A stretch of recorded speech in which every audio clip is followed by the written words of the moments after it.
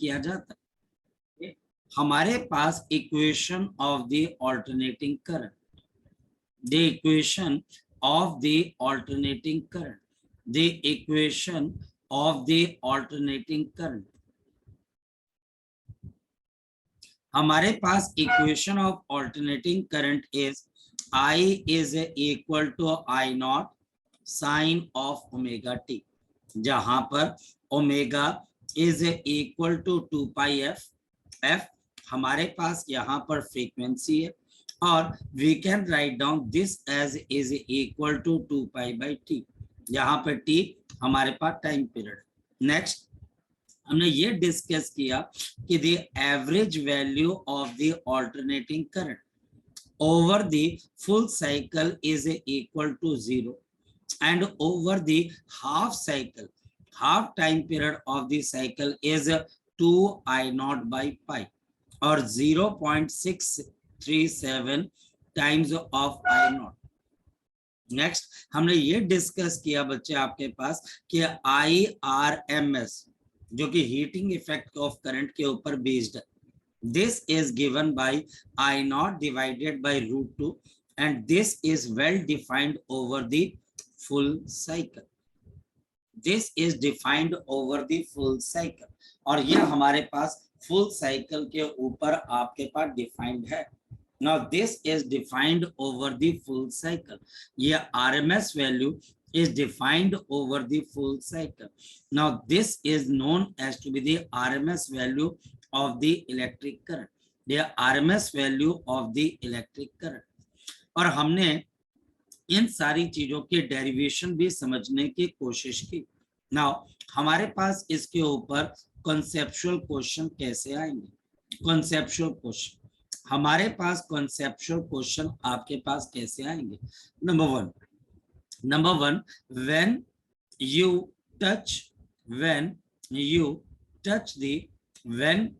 touch the electric wire with the ammeter, electric wire with the AC ammeter, with the AC ammeter, you get, आपके पास reading जो आती है, you get the reading of 10 ampere, आपको 10 ampere की reading आती है बच्चे। हमारे पास आपके पास ये 10 एम्पियर की रीडिंग आती है।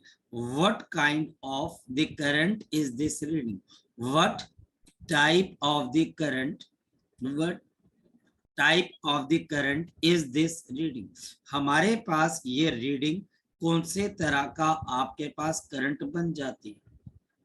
तो आंसर क्या है, सॉल्यूशन क्या है हमारे पास? क्योंकि आपका एमीटर जो भी रीडिंग लेगा बच्चे, that is known as to be the RMS value। so हमारे पास कॉन्सेप्ट क्या है? the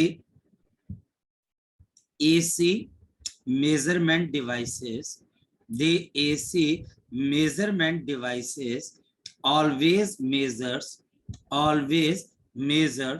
ये बच्चे हमेशा मेजर करती है RMS value,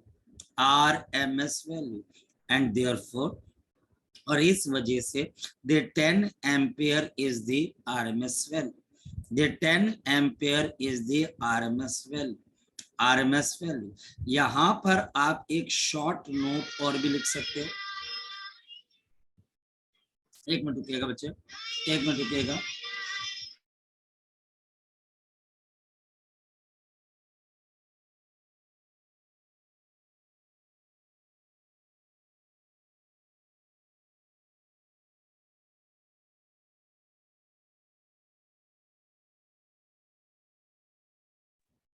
चलिए, सो यहाँ पर हम एक शॉर्ट नोट और भी लिख सकते हैं, और हमारा शॉर्ट नोट यहाँ पर ये हो सकता है कि इस सिचुएशन के अंदर peak value of the current क्या होगा। इस केस में हमारे पास peak value of the current क्या होगा? तो आपके पास यहाँ पर peak value of the current किसके बराबर आ जाएगा? This will be equal to IRMS multiplied by √2, और दिस विल बी 10 √2, और दिस इज 10 मल्टीप्लाइड बाय 1.414, और दिस इज 14.14 एम्पियर। तो हमारे पास कुछ इस तरीके के आपके पास क्वेश्चंस आते हैं। आपको यहाँ पर एक चीज याद रखनी पड़ेगी, RMS value of the current is, the RMS value of the electric current is 1 by under root 2 times the peak value of the current. Next बच्चा हमारे पास आ जाता है, why the AC ammeter, why the AC ammeter or the AC voltmeter or the AC voltmeter termed as, आप इनको term करते हो, they are termed as the hot wire instrument. They are termed as to be the hot wire instrument. हम इनको hot wire instruments क्यों बोलते हैं? Answer, the working of the AC ammeter, the working of the AC ammeter or the voltmeter is based on, ये हमारे पास किसके ऊपर based है?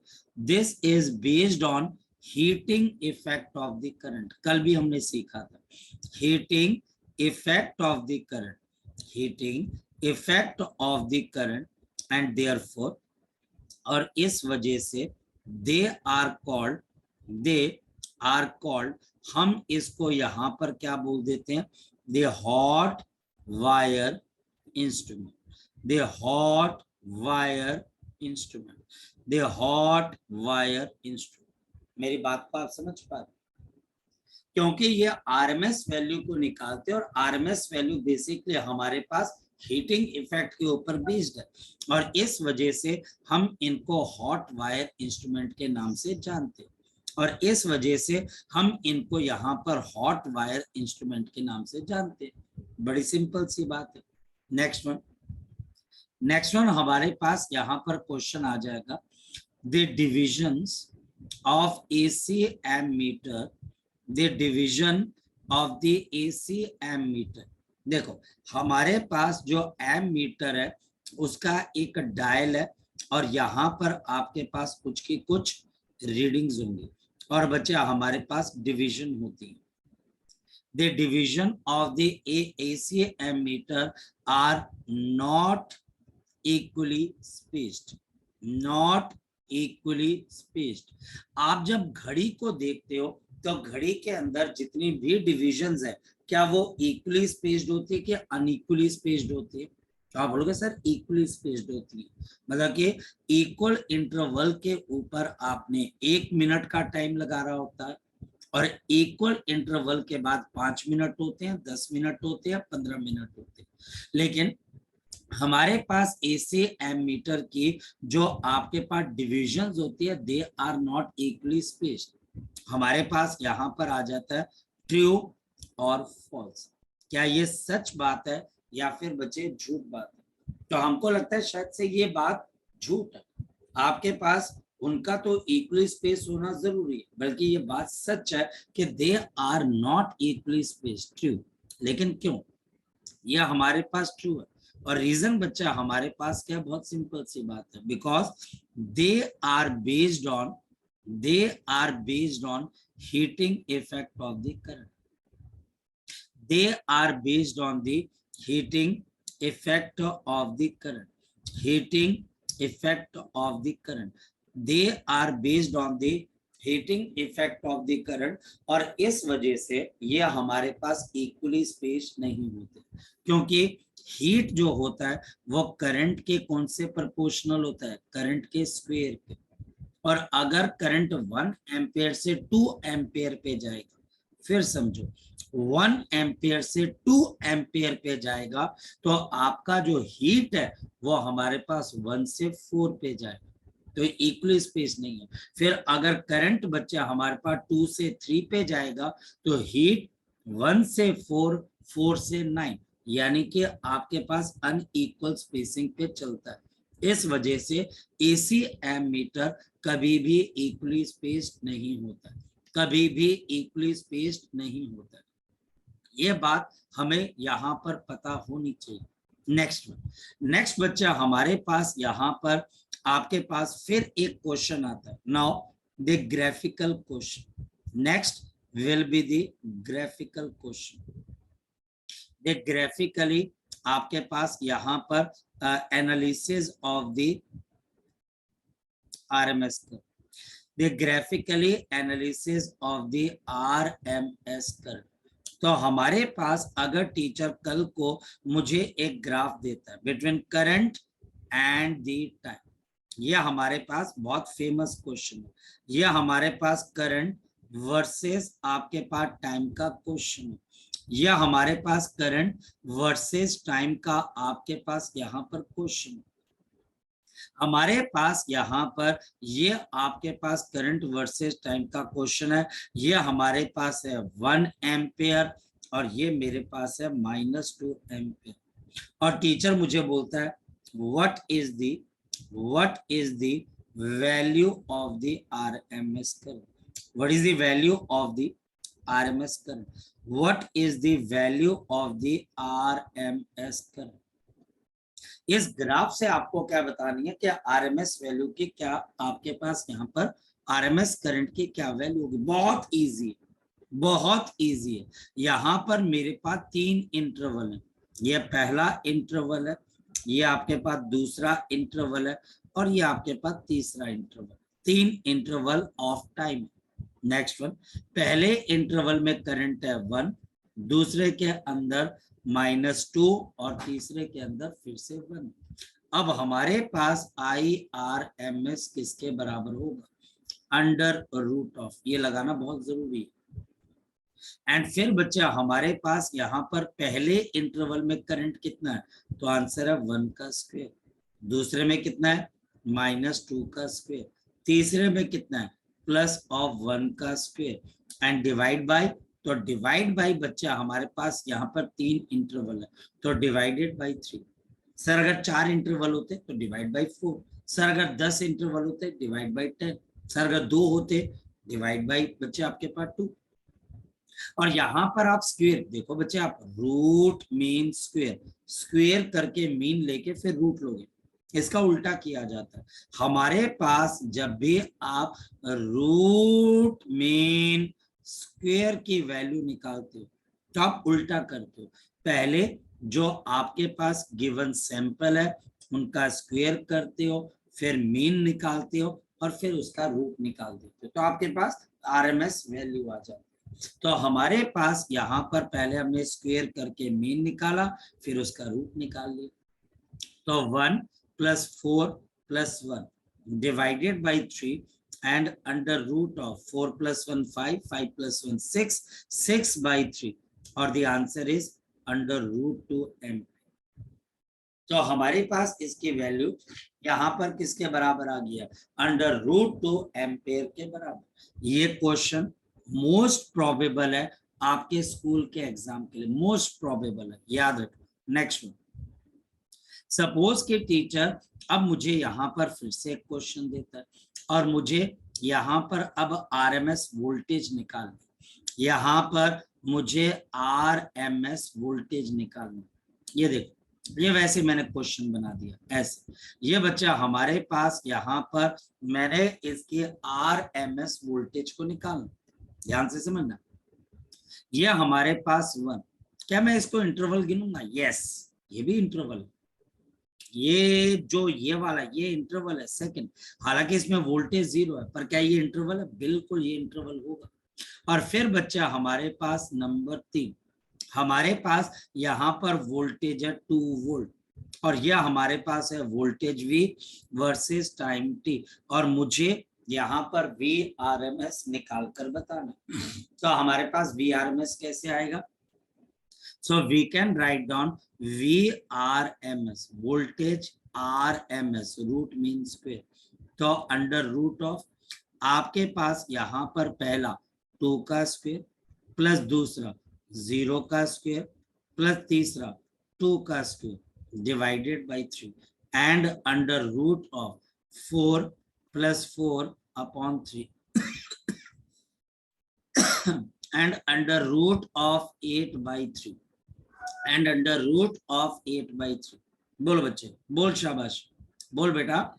सर अगर सर जितना सर ऊपर है सर उतना ही सर ग्राफ नेगेटिव में हो सर, तो भी सर ऐसे ही स्क्वेयर करेंगे? करके, तो स्क्वेयर करके तो उसका तो पॉजिटिव बन जाएगा ना, नेगेटिव का भी। यस सर, मतलब इसी मेथड से तब भी सॉल्व होगा। देखो देखो, आरएमएस वैल्यू कभी भी खत्म नहीं होती। हाँ, एवरेज वैल्यू निकालने जाओगे तो हो सकता है कि जीरो आ जाए, आरएमएस वैल्यू कभी जीरो नहीं आ सकती। मेरी बात समझ रहे हैं? अगर आपके पास ग्राफ नीचे भी आता है, वैल्यू नेगेटिव भी आती है, फिर समझ, अगर ग्राफ नीचे भी आता है और वैल्यू नेगेटिव भी आती है, तो बेटा उसका स्क्वायर करके क्या होगा, बता बच्चे मुझे, उसका स्क्वायर करके मेरे पास क्या हो जाएगा, पॉजिटिव। हो जाएगा। राघव मेरी बात समझ पा रहा है यस राघव? सर। तो अगर बच्चे वो पॉजिटिव आ गई तो आरएमएस वैल्यू तो कभी नेगेटिव होगी नहीं ना बच्चे आपके पास, हाँ या ना? मेरी यस बात सर। को आप समझ पा रहे हो? तो इस वजह से हमारे पास यहाँ पर अगर तुम देखने आओ तो क्या यहाँ पर आरएमएस वैल्यू की वैल्यू कभी भी आपके पास जीरो होगी? देख, कभी भी जीरो नहीं होगी। अगर आरएमएस वैल्यू को देखा जाए तो ये डेफिनेटली आपके पास एग्जिस्ट करेगी। और इसका आंसर क्या आएगा जरा बताओ?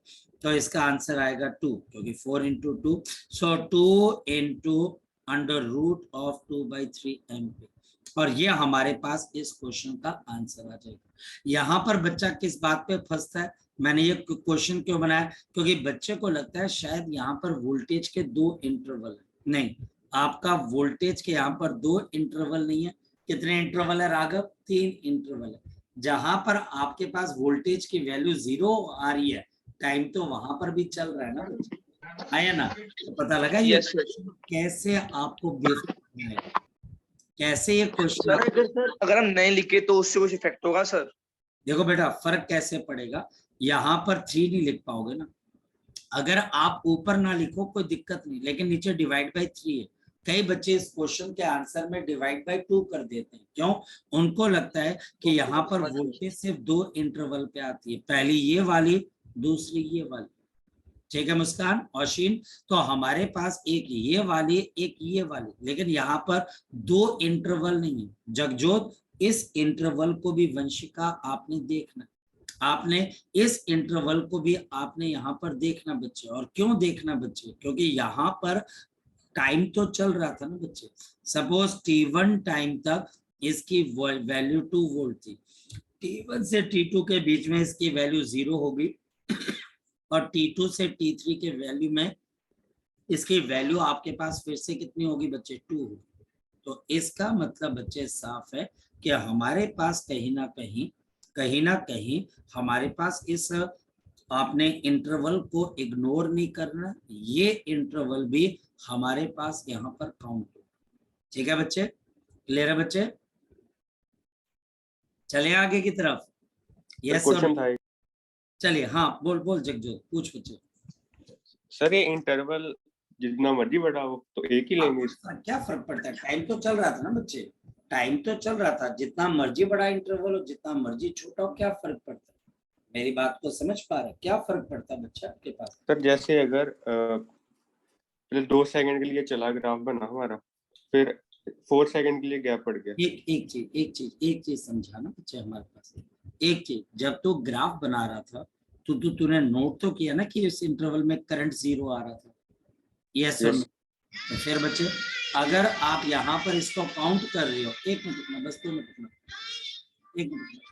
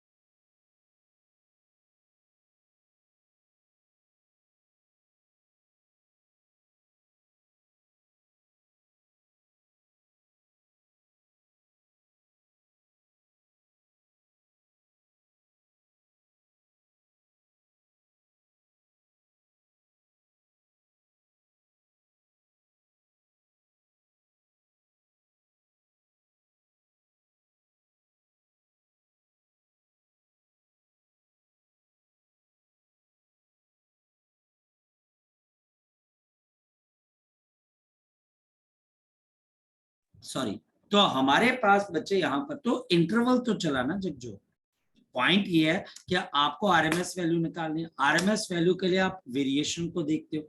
तो जब आप बैठे वहां पर तो आपने तो बोला कि मैंने 0 करंट को देखा, तो टेक्निकली तूने 3 इंटरवल्स में करंट को मेजर किया, हाँ या ना बताओ बच्चे, पहले मेरी बात कर यस लो। सर। 3 Yes, sir. इंटरवल लिए, पहले इंटरवल में तूने बोला 2 वोल्ट, दूसरे इंटरवल में तूने बोला 0, और तीसरे इंटरवल में फिर आपके पास 2 वोल्ट।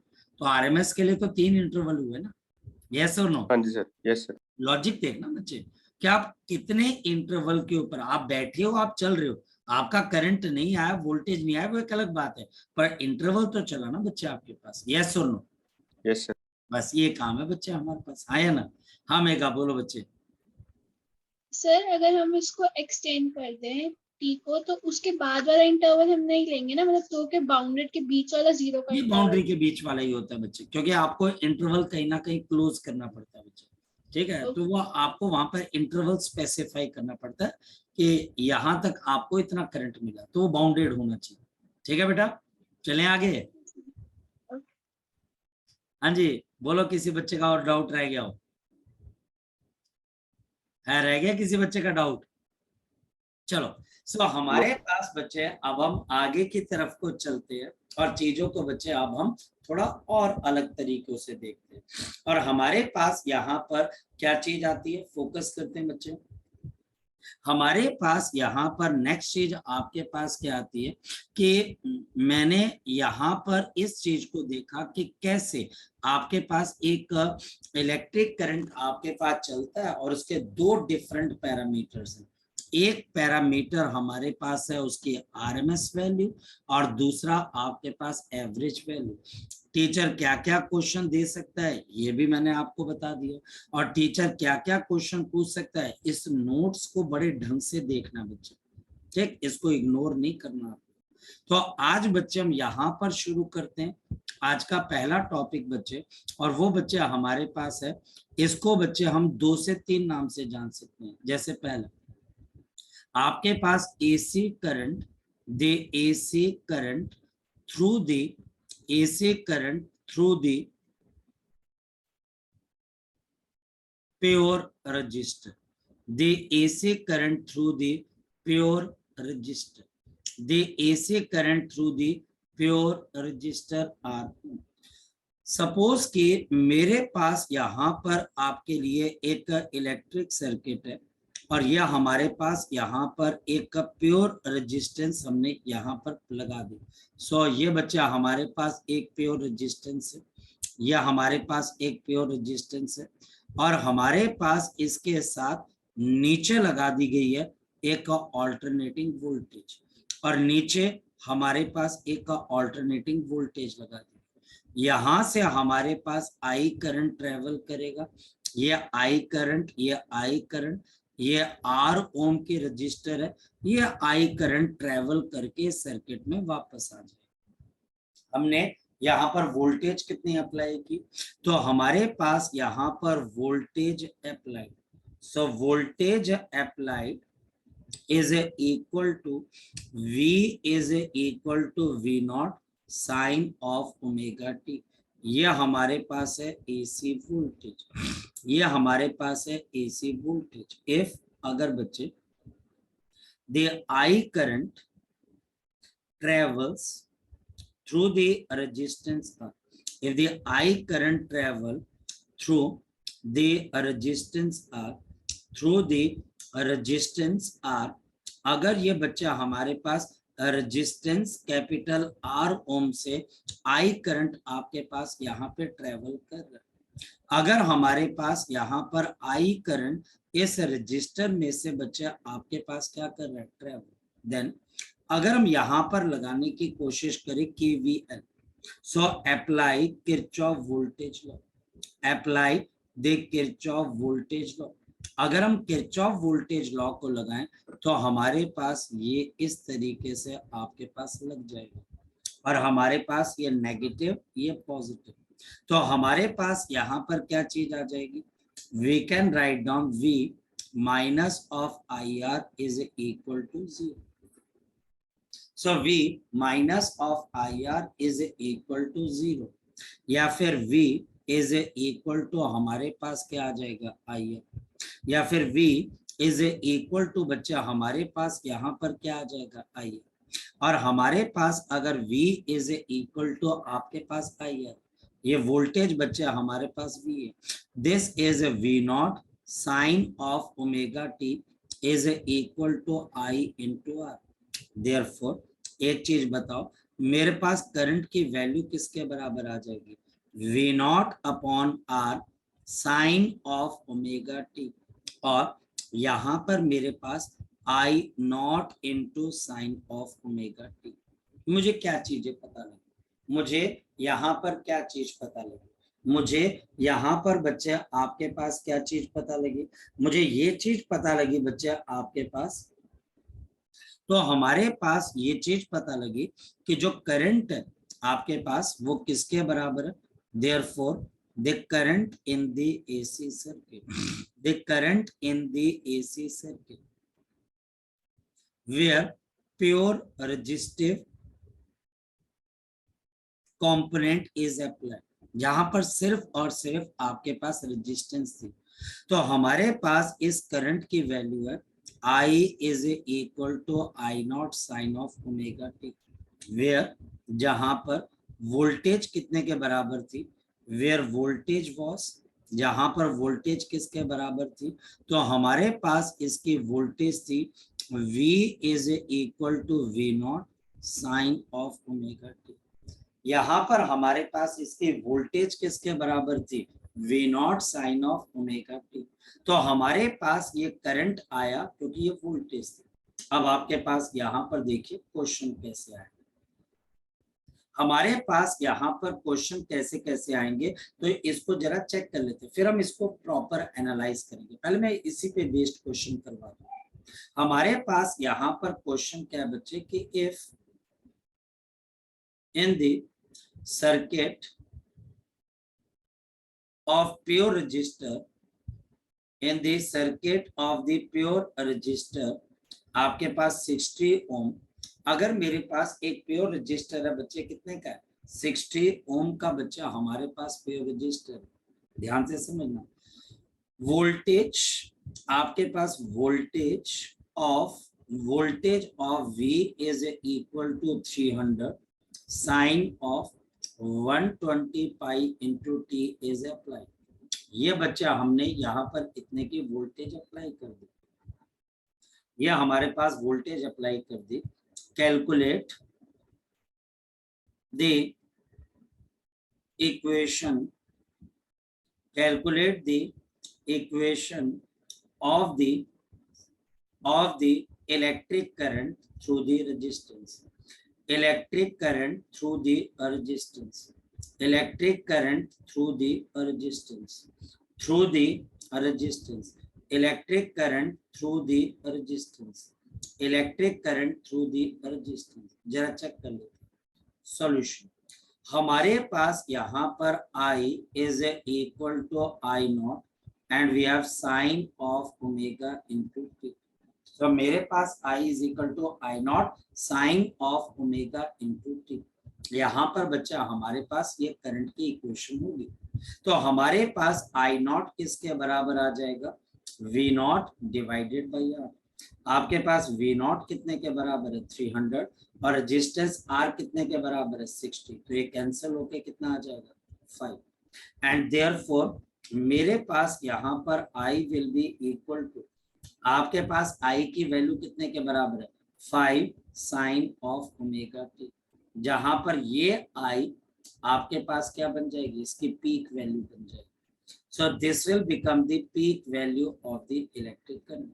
टीचर चाहे तो इसमें RMS वैल्यू भी पूछ सकता है, और अगर टीचर RMS वैल्यू पूछेगा तो I nought divided by √2 and this will be equal to, और ये बच्चा हमारे पास कितना आ जाएगा 5 बाई √2, ये बच्चा हमारे पास कितने के बराबर आ जाएगा 5 बाई √2 एम्पेयर, तो this will be equal to 5 by √2 ampere. Next बच्चा हमारे पास यहाँ पर क्वेश्चन देखो, सेम क्वेश्चन को किसी दूसरी तरीके से कैसे बोला जाएगा, हमारे पास अब टीचर क्या बोलेगा, ये मेरे पास यहाँ पर एक इलेक्ट्रिक बल्ब है और ये इलेक्ट्रिक बल्ब मेरे पास यहाँ पर 200, समझना बच्चे, हमारे पास ये बच्चा हमारे पास 200 वोल्ट और 100 वॉट का बल्ब है। वो ऐसा क्यों दे रहा है वो भी समझने की कोशिश करना। और नीचे मेरे पास यहाँ पर एक एसी सिग्नल है, ध्यान से समझना, ये हमारे पास एसी सिग्नल है और एसी सिग्नल के अंदर टीचर क्या लिख रहा है, टीचर बच्चा हमारे पास यहाँ पे लिख रहा है we have the 220 volt and 50 hertz, 220 volt and 50 hertz, यह बच्चा हमारे पास इलेक्ट्रिक बल्ब है। और टीचर मुझे बोलेगा इस सर्किट के अंदर जो करंट चलेगा उसकी इक्वेशन बताओ, क्योंकि जो इलेक्ट्रिक बल्ब होता है वो हमारे पास प्योर रेजिस्टिव होता है। तो हमारे पास यहाँ पर बताना क्या आपको, the equation of the equation of the electric current, the equation of the electric current। क्या आप यहाँ पर बताइए कि इलेक्ट्रिक करंट की आपके पास यहाँ पर क्या इक्वेशन होगी। बड़ी सिंपल सी बात है, मुझे अगर यहाँ पर इलेक्ट्रिक करंट की इक्वेशन चाहिए तो सबसे पहले मुझे रेजिस्टेंस ऑफ बल्ब चाहिए। ये रेजिस्टेंस ऑफ बल्ब तो नहीं दे रखी, तो कैसे आएगी, तो resistance of bulb is given bye V square by P। Resistance of the bulb is given bye V square by P। ये कहां से आता है, करंट इलेक्ट्रिसिटी से। तो V स्क्वायर का मतलब 200 का स्क्वायर, तो यानी कि 200 इंटू 200 और डिवाइडेड बाय हमारे पास P, पावर इसकी 100 है, तो ये बच्चे 100, तो 2 0 से 2 0, तो आंसर कितने के बराबर आ गए, 400 ओम। ये आ गई पहली चीज। दूसरी चीज, जब टीचर आपको अकेली ऐसी वोल्टेज दे, सेपरेट इक्वेशन में ना दे, अकेली आपको ऐसे वोल्टेज दे, तो ये कौन सी वोल्टेज है पता बच्चे, now remember this is the RMS voltage. Please इस बात का ध्यान रखना, प्लीज इस बात को फॉलो करना। अगर टीचर आपको एसी वोल्टेज या एसी करंट कि सिंपल वैल्यू दे, पूरी इक्वेशन ना दे, तो जो वो आपको अकेली वैल्यू दे रहा है, जो अकेली वैल्यू प्रोवाइड कर रहा है वो आरएमएस वैल्यू, और इससे जो करंट आएगा वो करंट भी आपके पास क्या आएगा, IRMS, and this is a VRMS and divided by आपके पास resistance R, and divided by हमारे पास यहाँ पर क्या आ जाएगा, रेजिस्टेंस बच्चा हमारे पास यहाँ पर R आ जाएगा, और इस वजह से हमारे पास इसकी वैल्यू कितने के बराबर आ जाएगी, तो VRMS ये हमारे पास है 220 और नीचे बच्चा हमारे पास है 400, तो हमारे पास 220 डिवाइडेड बाय हमारे पास 400, तो कितने का करंट आ गया, 0 आपके पास 55 एम्पियर। लेकिन मुझे इक्वेशन चाहिए, इक्वेशन के लिए आपको क्या चाहिए होता है, I is equal to I0 sine of omega t। मुझे I0 चाहिए, मुझे यहाँ पर I0 चाहिए, तो I0 कैसे आ जाएगा, this will be under √2 times of IRMS multiplied by sine of omega t। ये बात ध्यान रखना, जो आपके पास ऐसे क्वेश्चन आते हैं इसमें बच्चा अक्सर कंफ्यूज हो जाता है, बच्चा इन क्वेश्चंस को हिला नहीं पाता है क्योंकि वो सोच नहीं पाता कि जो टीचर आपको वैल्यू दे रहा है वो कौन सी वैल्यू, इसका कोड वर्ड आपके पास यही है, अगर सिंगल वोल्टेज या सिंगल करंट आ रहा है तो वो कौन सा बच्चा आपके पास है, that is the RMS value, और उससे पीक वैल्यू कैसे आएगी, √2 मल्टीप्लाई करके, so this will B 1.414 multiplied by 0.55 multiplied by sine of omega t, so multiplied by sine of omega t, और ओमेगा ये भी देखना पड़ेगा, तो 2 pi into f into t, so 2 pi f into बच्चे हमारे पास टी, तो हमारे पास यहाँ पर 1.414 मल्टीप्लाइड बाई 0.55, तो 0.7, तो ये बच्चा हमारे पास 0.7 साइन ऑफ, ये 50 हर्ट्ज की फ्रीक्वेंसी है, तो हमारे पास 2 पाई इंटू आपके पास 50 इंटू टी, और हमारे पास इस क्वेश्चन का आंसर क्या आ जाएगा, the I is given by 0.7 sine of आपके पास क्या आ जाएगा 100/t। तो आपको ये चीज समझ में आनी चाहिए। यहाँ पे टीचर ने कोई भी चीज आपको डायरेक्ट नहीं दी, ना रेजिस्टेंस आपको डायरेक्ट दी है, ना बच्चा हमारे पास यहाँ पे डायरेक्ट आपको बताया कि आपको आरएमएस वैल्यू गिवन है, वो नहीं बताएगा आपको, और उसको जरूरत भी नहीं है। आप सीखो, आप समझो, हम आपको पता होना चाहिए बच्चे। ऐसा क्यों है बच्चे कि आपको नहीं पता? टीचर मैं आपको बोलता रहा हूँ कि जब आपके पास यहाँ पर सिंगल वैल्यू आएगी, जब आपके पास यहाँ पर सिंगल वैल्यू बच्चे आपके पास आएगी, वो सिंगल वैल्यू के अंदर हमारे पास यहाँ पर क्या होगा बच्चे, आपके पास यहाँ पर वो आरएमएस वैल्यू होगी, उससे जो करंट आएगा वो भी हमारे पास यहाँ पर आरएमएस होगा। इस बात को आपने ध्यान में रखना।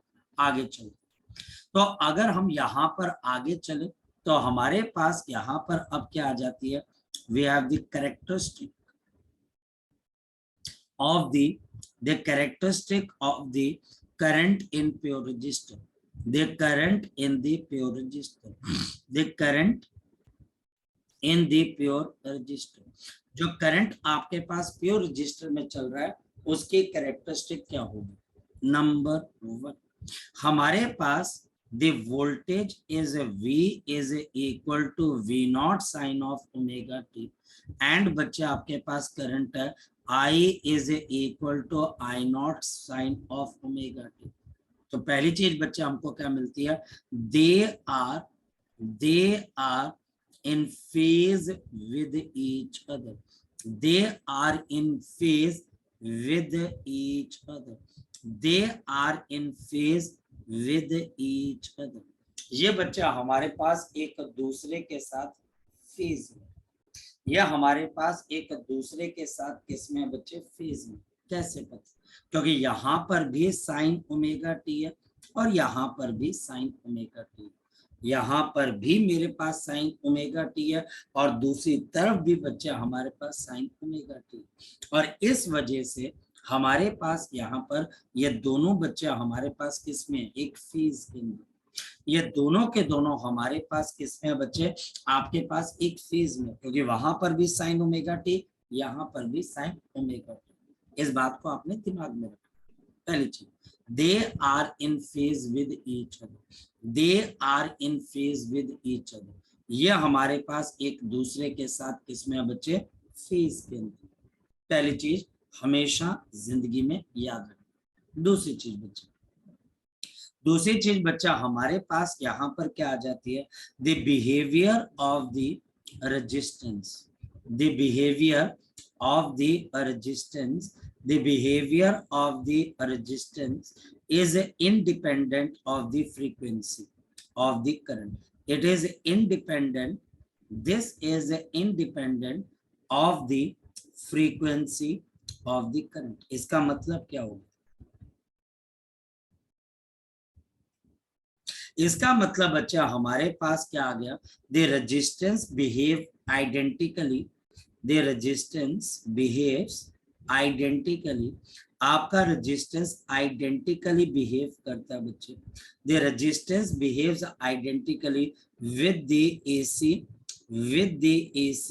And the DC current, with the AC and the DC current. इसका मतलब है हमारे पास कि अगर हमारे पास यहाँ पर ये रेजिस्टेंस है और ये फ्रीक्वेंसी ऑफ द करंट है, सो हमारे पास रेजिस्टेंस और बच्चे फ्रीक्वेंसी का ग्राफ क्या बन जाएगा, बिल्कुल ऐसे। So this is the resistance R and this is the frequency of the current, और ये हमारे पास इंडिपेंडेंट है आपके पास ऑफ द फ्रीक्वेंसी, यानी कि फ्रीक्वेंसी कम हो ज्यादा हो, रेजिस्टेंस पे कोई फर्क नहीं पड़ेगा, रेजिस्टेंस पे आपके पास कोई फर्क नहीं पड़ेगा। तीसरी चीज हमारे पास यहाँ पर तीसरी चीज क्या आती है बच्चे, the concept of the phasor diagram, the concept of the phasor diagram, the concept of the phasor diagram. हमारे पास ये फेजर डायग्राम कैसे बनता है और इससे बच्चे हमको कितनी चीजों के बारे में पता लगता है, तो जरा चेक कर लेते हैं।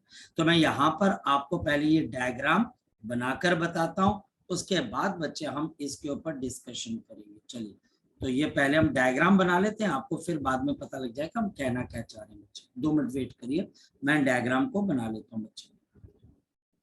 ये हमारे पास y एक्सिस है और ये बच्चा हमारे पास यहाँ पर x एक्सिस है, या हमारे पास x एक्सिस और y एक्सिस है, ठीक।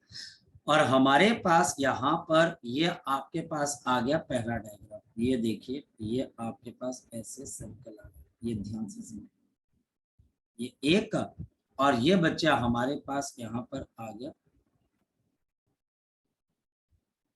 ये बच्चा हमारे पास यहाँ पर आ गया दूसरा सर्कल, ठीक है। एग्जैक्ट सर्कल तो नहीं है, सर्कल जैसे, तो हमारे पास यहाँ पर ये सर्कल जैसा है, तो ये आपके पास सेंटर आ गया O, और बच्चा हमारे पास यहाँ पर करंट आ गया आपके पास I0, और ये आ गया V0।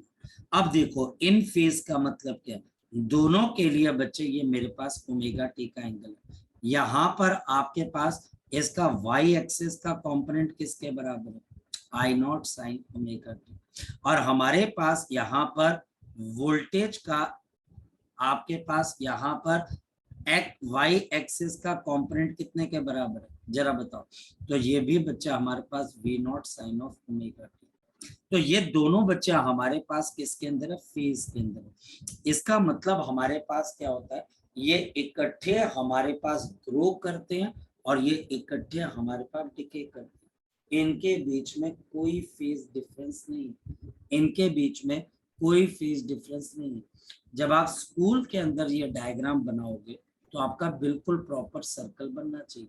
यहाँ पर एक बारी बच्चा बोल देता है सर I0 छोटा क्यों है, क्योंकि I0 इज इक्वल टू किसके बराबर है, V0 बाई R।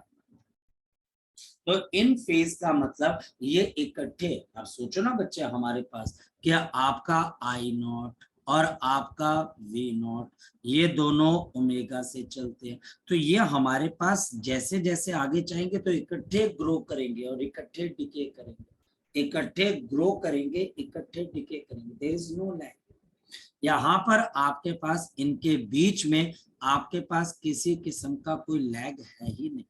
और अगर हम इसका दूसरा ग्राफ देखें, दूसरा ग्राफ भी इंपॉर्टेंट है बच्चे, और दूसरा ग्राफ बनता है आपके पास अकॉर्डिंग टू द टाइम।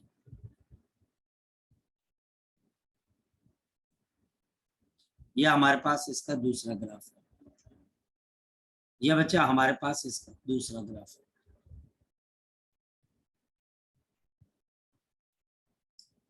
तो हमारे पास यहाँ पर आ गया दूसरा ग्राफ, ये देखिए, ये हमारे पास y एक्सिस है, ये हमारे पास y एक्सिस है, और ये आपके पास यहाँ पर कौन सी आ गई, टाइम वाली एक्सिस।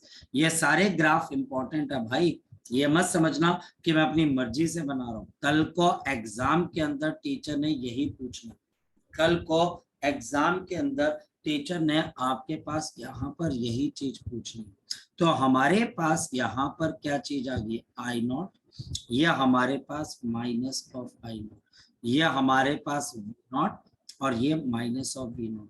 V0 I0 से क्यों बड़ी है बच्चे, लॉजिक है ना बच्चे, क्योंकि आपके पास V0 डिवाइड बाई R आपके पास करंट। तो हमारे पास इसका ग्राफ कैसे बनेगा, ध्यान से समझिए, ये हमारे पास करंट का ग्राफ। ये ग्राफ ऐसे क्यों बना, क्योंकि साइन को फॉलो करता है, क्योंकि ये हमारे पास साइन को फॉलो करता है। और आपके पास ये किसका ग्राफ आ गया, वोल्टेज का, ये वोल्टेज का, ये ऐसे और ये ऐसे। बड़ा ध्यान लगाना पड़ता है बच्चे, अभी तो ऑप्टिक्स आनी है, ऑप्टिक्स के अंदर तो बच्चे बहुत खतरनाक खतरनाक डायग्राम, पेशेंस भी चाहिए होगी आपकी, है ना। तो हमारे पास यहाँ पर ये आ गया V0 sine of omega T, और आपके पास ये I0 sine of omega T, और ये इकट्ठे आपके पास मैक्सिमम होते हैं बच्चे, इकट्ठे 0 होते हैं, फिर इकट्ठे नेगेटिव के अंदर मैक्सिमम होते हैं। तो ये हमारे पास है यहाँ पर आपके पास π/2, ये बच्चा आपके पास पाई, ये आपके पास कितना आ गया 3π/2, और ये हमारे पास यहाँ पर आ गया 2π, और ये बच्चा हमारे पास 2π, सेम फेज, इसको बच्चा बोलते हैं फेज। तभी तो जो हमारे घरों में बल्ब है जो प्योर रेजिस्टेंस है, जैसे ही आप स्विच ऑन करते हो बल्ब एकदम से क्यों जलता है?